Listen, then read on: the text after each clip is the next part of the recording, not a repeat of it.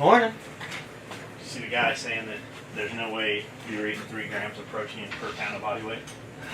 Yeah, he told me about it. I didn't even take the time to look. It's okay. And so here, if Justin was here, he'd vouch for me. That's what I said.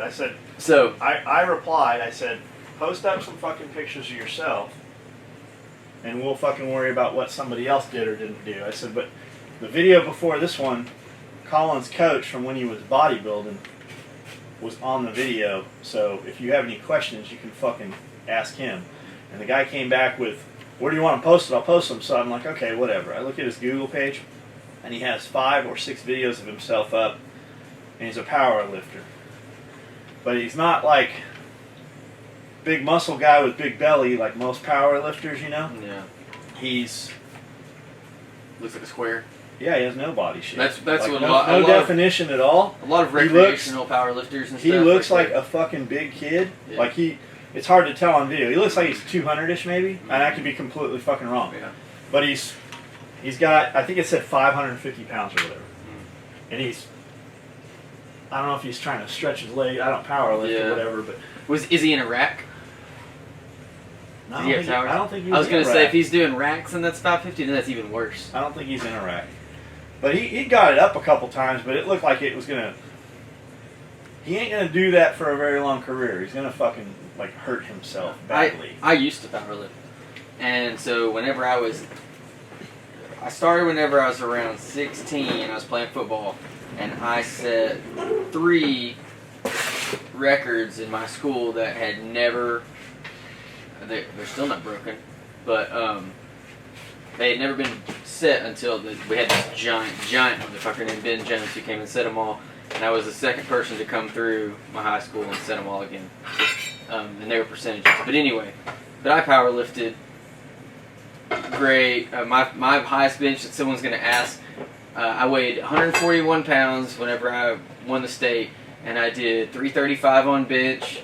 I did 415 on deadlift, and I did 420 on squat. Weighing how much? 141 pounds. And you broke your back? Not long after. I was getting ready for whatever.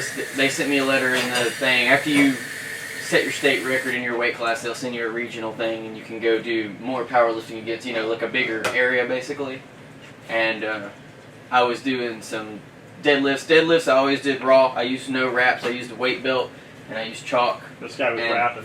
I used staggered hand grip, and I don't think he was. I don't know if I was from the floor. Anyway, I managed to fracture my lumbar number 4 1/2. I didn't know what I did, so I lived with it for about 3 or 4 months until I stopped being able to pronate my feet. Describe the symptoms, because there's going to be some dude out there that has it and doesn't know. Yeah, so like it started off as like an intense burning. Like it literally felt like I had, which now, because I've sunburned like twice in my life, kind of felt like a sunburn, but from my hips down. But then it got really, really bad, and every time I would take a step, it felt like I was stepping on glass. And finally, whenever I started losing mobility in my feet, I couldn't move them anymore. My toes would tingle all the time, like you sat on them too long and it went numb. And then that started working up my legs, and I got scared, and I told my mother, and she took me to the Vanderbilt Bone and Joint in Franklin, and the doctor, Dr. Barsokas, was like, we did an x-ray, and he goes, I personally am impressed that you walked in here. And he said, he's like, I'm sure it does hurt. And he said, you have 2 very inflamed discs on either side of your problem. And he said, your problem is you have fractured spine. I think the technical term was spondylolysis. Evidently pretty common in the powerlifting or weightlifting world. I got lucky, and it's these fins that if you ever look at a spinal column, you got your column, you got these little fins stick off the back. The piece had broke and fractured on one side of the fin or whatever, but it didn't go so far through that it could shift. If it shifted, then I could have been looking at actually a really severe problem. Going back to that, I think powerlifting is cool. I do not see a point to it unless you just really feel called to do it. And John can tell you that there are certain workouts that I'm like, there's no reason to do this. We shouldn't do this. We're not training to be football players. We're not training to be explosive athletes of any kind like that. We're training for health and everyday use. Powerlifting is not practical for everyday use. It's like, you know, whenever you go off-roading, you can build your truck up all you want, but when you push it that hard, you better have the spare parts with you because you're going to break them. That's true. You have a truck behind you with a bunch of fucking extra parts. Yep. The only difference is with a human body, those extra parts cost a whole lot more money, and you get their surgery and all that other stuff. But anyway. And that's true. Like, Colin, when I met Colin, he watched me work out for a week or so and didn't say shit. I'm like, well, you going to fucking say something or what? Because I hired him to cook and kind of go to the gym and shit, and he had a history, bodybuilding history, you know, in magazines and the whole deal. And I'm like, so are you gonna fucking say something or what? He's like, okay, all that shit you're doing, we're not gonna do none of that shit. I'm like, what do you mean? How are we not gonna bench press and curl? And he said, well, you got all kinds of fucking problems. We have to fix all the other shit before it becomes like I couldn't stand erect. I would hunch over. Like I stand almost 2 inches taller now. Which, to address that, this is one of the things, and I'll say there's a YouTube guy. His name's Elliot Hulse. He does great videos about some of these things. But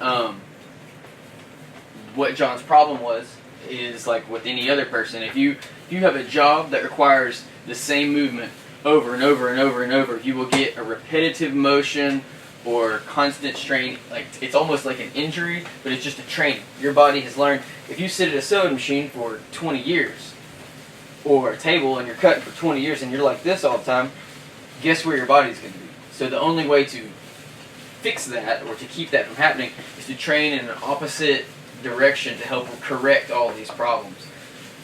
Because they don't have to be problems, but they can be, and that's why you see so many old men, if they've farmed or done this or done that, and they have problems with their knees and this, that, and the other, because they did this the whole time, whatever they did, and it finally wore out a part because the other parts weren't getting used as much. But that was his thing, and however now he gains back so much flexibility in a year. By the time Justin came here and gave us the new plan, John was ready for it, and now even the weights we are lifting, we could all lift more, myself, John, and Cody, but there is no, we've got a whole... It's like Colin said, when are you ever going to need to pick up 135 pounds like this? Yeah. When are you not going to use your knees? Yeah, that's the whole when reason are you ever going to need to get under a car and fucking press 365 pounds with your back flat on the fucking ground and do this? You're not ever going to do that. Yeah. It might look really cool in the gym. However, practical application would tell you that it's not all that applicable. And John and Cody, they both ride bikes, and I've used the explanation. Pump's great in the gym, but you know, like if you get a really good pump, how you lose that ability to move. Well, if you train all your muscles to pump all the time, and that's all you ever shoot for, when you go to lift a hay bale or do some hammering or something like that, the first thing that's going to happen is that muscle's going to be and pump, and pretty soon you ain't going to be doing that anymore. You're going to be tired because your muscle's so full of lactic acid and everything, and blood is just pumped up.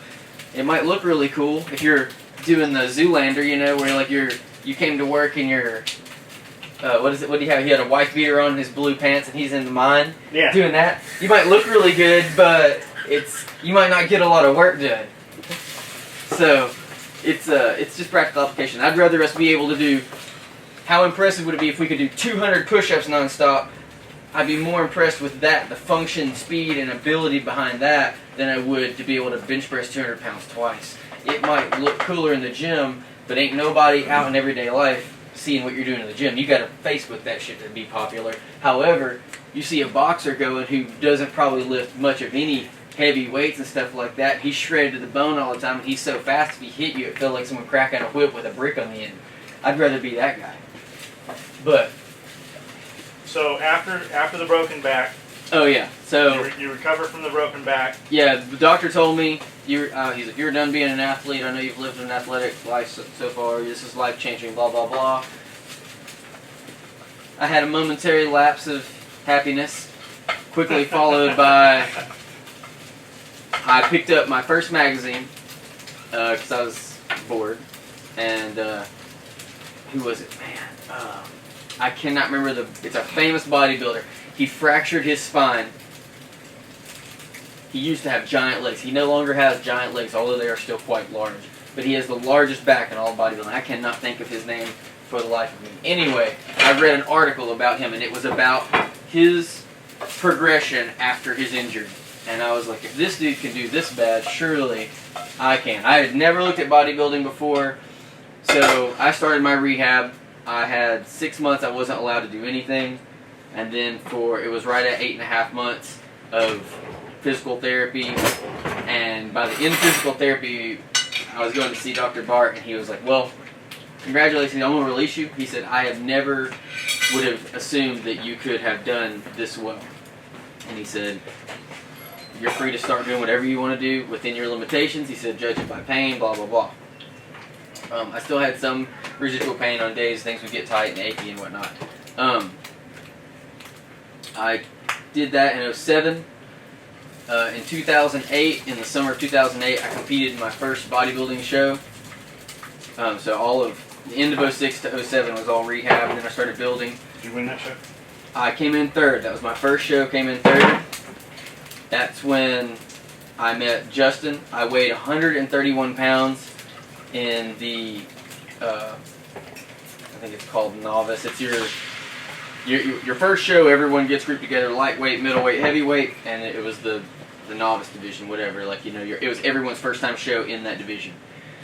And it was pretty cool. This kid smoked me. This kid from Olympus. I had no idea I'd be living in Murfreesboro a year later. And that was in 2008. I met Justin. Justin got with me and everything. Swinney. And I put on. We went from 131 by about September. I was 175 pounds. And then I started dieting the end of December. By my show in... there's going to be a lot of dudes that say that that's not possible. Yeah, that's all right. I've got more coming. By the middle of, I think it was June or so, I went and did the Huntsville show, and we talked about it in a video a couple days ago. I dethroned the dude that had won the bantamweight class there for 5 years. I literally blew him and the other dudes out of the water. Placed second in the overall. I was second to another kid on Justin's team who went to nationals and won team nationals in his class, which I was okay with. He'd been bodybuilding for years. And then I went on a few weeks later and won Mr. Tennessee's bantamweight division, and it was the kid who beat me in my first show didn't even enter the open division. I skipped. You go from novice to junior to open. I didn't want to compete in juniors because it was like, you don't win anything for that. I could win a national qualification if I won the bantamweight open. And so I went and smoked everybody in the bantamweight open. And I did that for 3 or 4 shows. Anyway, the grams per body pound, I literally was eating 7 times a day for a year. It got in my mind that I wanted to do that, and rehab, I would just decided, I was like, this isn't going to stop me. I'm going to still become some sort of athlete to some extent. I didn't know to what extent. I was eating tilapia 7 times a day, still having shakes, but Justin did my body fat percentage, calculated my body weight in actual lean mass. But by the end of my show in Tennessee State, I gained 11.1 pounds of actual muscle in a year, which, for those of you in the know, actually gaining that much mass, damn near impossible. That's just good genetics. And great dieting and coaching and training. But, yeah, I really was eating that much, and it's okay. I don't really care if anyone believes it or not. I've got 8 trophies at the house that say otherwise, so it doesn't really matter. The point to all this is, when you're going to talk shit to somebody and say something they said isn't possible, you better have some fucking better qualification than they have. Like, don't take physical fitness advice and health advice from somebody that doesn't fucking look like you want to look. If they don't look healthy, how the fuck are they going to tell you how to be healthy? And I mean, I know there's going to be some dipshit that's like, no, the Russian figure skating coach is 300 pounds and the Russians can figure skate. Okay, whatever. The gymnast coach, you know what I'm talking about. Yeah. No, but you're talking about. If you're a fucking no body shape, like, fucking know what the fuck you're talking about. Yeah, remember a couple weeks that dude got on there, and we had a big long argument, and that dude finally was like, you know what, you're probably right. Because he said high protein diets don't actually benefit weight loss. I was like, are you... I couldn't even believe it at first. I posted his stuff all over Tactical Public because I was like, you've got to be kidding me. He basically said there, it is physically impossible to lose fat and gain muscle at the same time. Like, wrong. You can't do it. We do it to cancer patients all day, every day. It's fucking... If you fucking... We give them poison and then we give them other stuff to make them not die. Like, that's just a fact. And that's... He immediately, and I'll put up, he got up there and immediately was like, you're taking... he used an acronym, but he said I was using steroids. I'm not using steroids anymore. If I was using steroids right now, I'd be big as fuck. But I quit using steroids because I didn't want to be so big that I couldn't wipe my ass, because at one point, it literally hurt to wipe my ass. I'd get cramps in my lats. I was too big. How long have you been 100% clean? Since 2011. Stopped cold turkey 2011 after my last show. Won my class, and I was like, done. And you use nothing other than over-the-counter supplements. You don't actually use any supplements other than swinging. That's all I use. Literally 100% swinging. That is all I use. Me too. Yep, that is it. The only supplements I eat. I don't know. That's, yeah. And then the, test and shit. Yeah. That's if I could start HRT, I am now 29 years old. I'll probably go and get my blood tested at some point and see where my levels are at. Because I did have the other stuff in my life, Who knows? Maybe I need some HRT. It's probably, realistically, you're probably shut down. I could be. I don't know. Body-wise, I'd say I've got something going on, but it's probably not what it used to. I can guarantee it's not what it used to be. That's mostly because you're black. I mean, black guys have an advantage over white guys. It's true. You worked on, plus you look part Chinese. You probably worked in the railroad somewhere. Your family, you have a history of working hard, is what That's right. It's in my blood. I was predispositioned to have muscle just so I could work harder, not for anything else. People always tell me, you guys work so hard. I don't work hard. I just work a lot. I don't work hard. It's like anything else. Computer programmers don't lift a bunch of, bricks and load them all day. But have you ever tried to write a computer program? Cody, you've done that stuff code before? Yeah, no thanks. I took one computer science class in college because I wanted to see what it was all about. I learned to write some code and I was like, nope. I'd much rather be in a lab. Guys, keep asking what kind of rice we're using. This is basmati rice.